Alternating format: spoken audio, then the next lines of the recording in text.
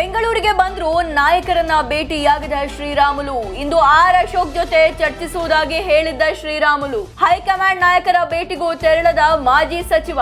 ದೆಹಲಿಗೆ ಬರುವಂತೆ ತಿಳಿಸಿದ್ದ ಜೆಪಿ ನಡ್ಡಾ, ಪ್ರಹ್ಲಾದ್ ಜೋಶಿ. ರಾಧಾ ಮೋಹನ್ ದಾಸ್, ಜನಾರ್ದನ್ ರೆಡ್ಡಿ ವಿರುದ್ಧ ಮುನಿಸು.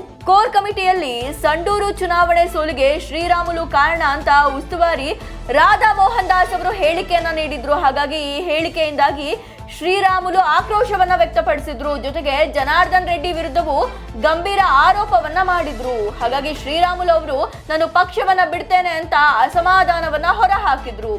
ಶ್ರೀರಾಮುಲು ಗರಂ ಆದ ಬೆನ್ನಲ್ಲೇ ಸಂಧಾನಕ್ಕೆ ಹೈಕಮಾಂಡ್ ಮುಂದಾಗಿತ್ತು. ಹೀಗಾಗಿ ಇಂದು ಅಶೋಕ್ ಅವರನ್ನ ಭೇಟಿಯಾಗಿ ನಾನು ಚರ್ಚೆಯನ್ನ ನಡೆಸ್ತೀನಿ ಅಂತ ಶ್ರೀರಾಮುಲು ಹೇಳಿಕೆಯನ್ನ ನೀಡಿದ್ರು.